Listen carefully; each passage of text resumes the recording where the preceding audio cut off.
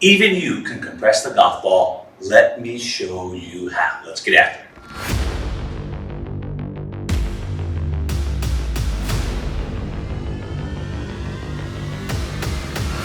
Compressing the golf ball.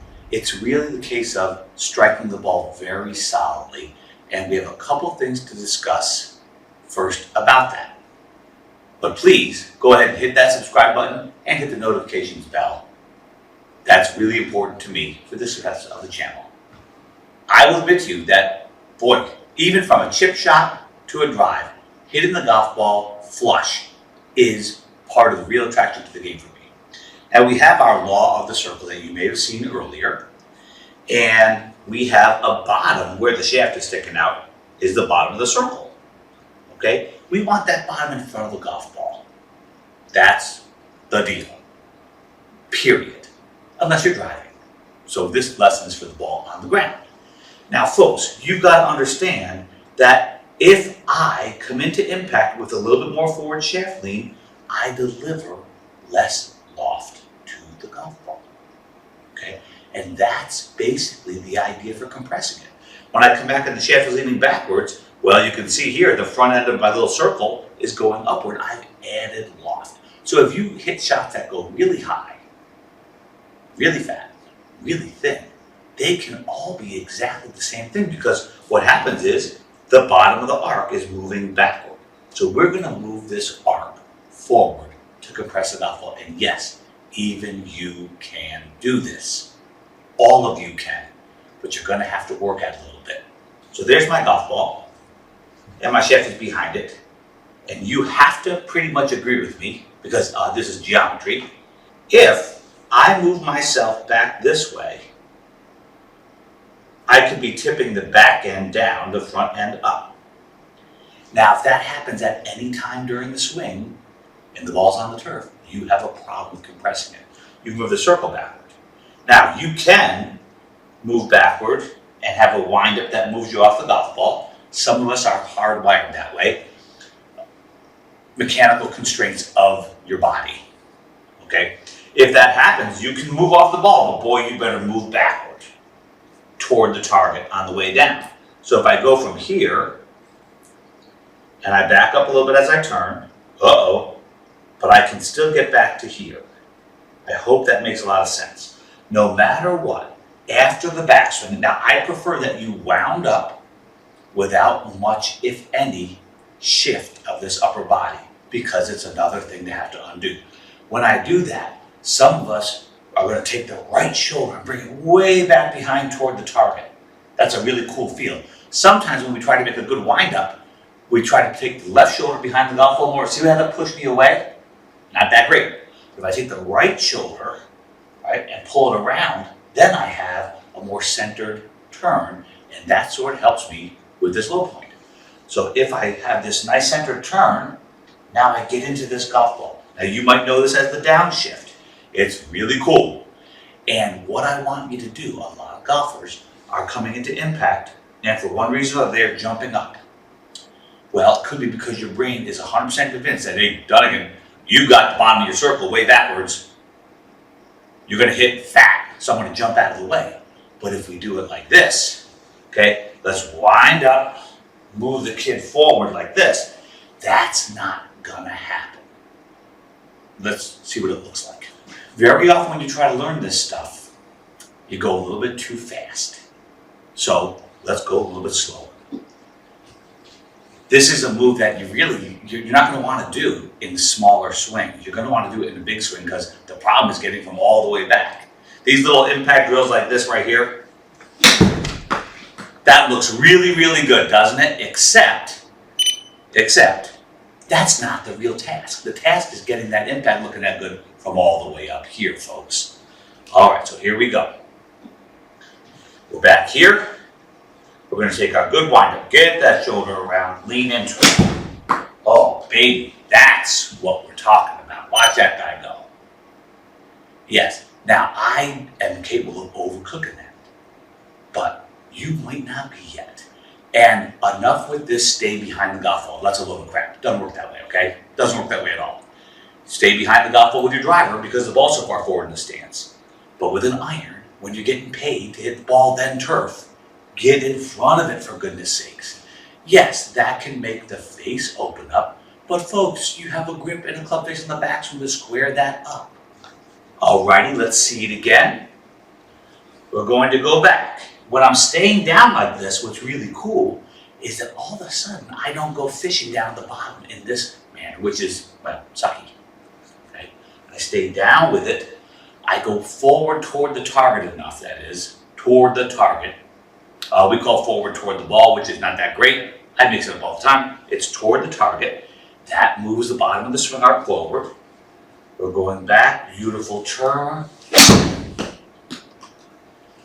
Man, I hope that shows up how solid that was.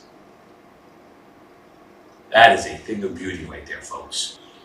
So now I am getting that compression. You can hear the sound. I'm moving the low point forward. Now, the TrackMan does say to me that, hey, Dunigan, you hit 7 degrees down on that golf ball. Now, folks, that could be too much. Okay? You need a lot of speed to get 7 degrees down and go high enough up in the air. Let's see if I speed it up a little bit. Otherwise, I'm going to have to tone that back down a little bit for my club delivery. Very important concept. You can't just lean it incredibly forward, right? And I think trying to lean it forward with your hands like this is kind of goofy, right? It's impact's not positioned. There's a flow of movement that ends up in impact looks. Here we go.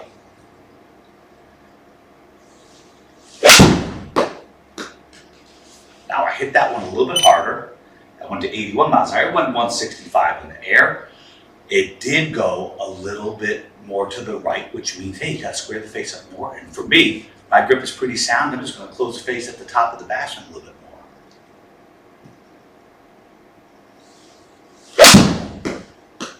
Folks, that again is hit super crisp. Let's have a look at that sucker. Whoa, 83. That's a beautiful thing.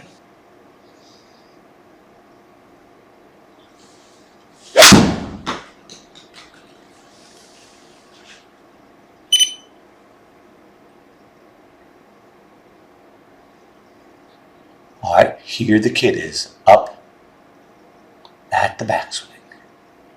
We're going back. I could wind up that right shoulder a little more, but watch the downshift. There it is. Now let's see, does the guy have to jump up now? Now folks, couple things.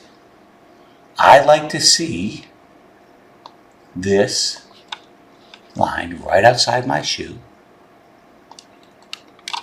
I like to see that kid get on that line. I'd like to see that left shoulder another inch toward the target right there. But you can see here, the entire glove has gone past the golf ball in time for ball contact. Isn't that fun? All right, big deal. So I got a little bit of lean backward. That's okay with me, but I can get a little bit more in front of it. Maybe. Now I probably need to hit that golf ball 20 feet higher. I'm right about 70.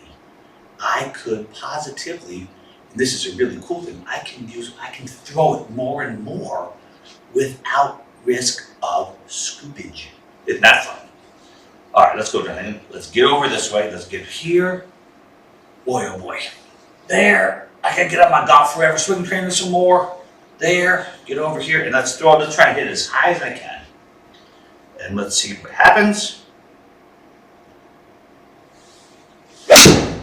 Okay, folks. That was as flush as I'm going to hit a golf ball. Oh my.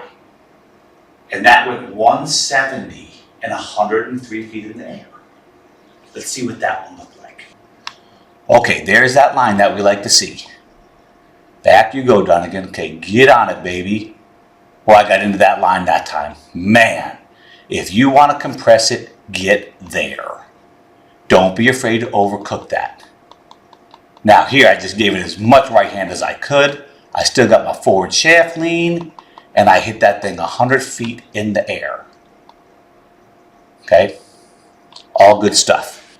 Okay, so you can positively do this. Now, one thing that I have is the ability to actually concentrate on what I'm trying to do while I'm trying to do it. My brain is, okay, I'm gonna get here, because it's in a row, it's called serial processing. I'm getting turned, I'm getting into it. In that case, I'm throwing it too, to hit the ball higher. If I want to hit the ball lower, if I need to hit the ball lower, if your ball trajectory says you need to hit the ball lower, get on top of this golf ball, get in front of it this way even. Get here and don't throw. Right? You're probably throwing it way back here. The other thing is, you're going to notice something really cool about this golf swing is that this club is up here during the downshift. I am not too early with swinging the arms. I'm stepping into the pitch first, then I go. That's a really important thing. Really important. I also am not turning early in this case. I am back. I'm getting myself going, then I swing. One more time on the looks. Without really turning very much, there he goes leaning into it. See that? The arms haven't come down yet. Then here we go. Now, swing those arms, boy. Swing them. Swing them, Big Daddy. Very cool. All right, folks, I hope that makes a lot of sense. Don't be afraid. Go back. If I have to go back, I'm going to go back very slow. Wind up. Get over here. Go through. To get used to it, you need more time lag between those parts that we are serial processing to really be aware of it. So many golfers are blacked out during the swing that I can't help them. Like I said, I can't help you. God can't help you. You're not even here. So go in order. Go slow enough to get it, just like you're learning a piece of music. And if you didn't play music when you was a kid, blame your parents. You should have been forced. Back. Downshift. Go. You're going to find a great way to compress it. Don't forget about the club face though, like I said. Get after it.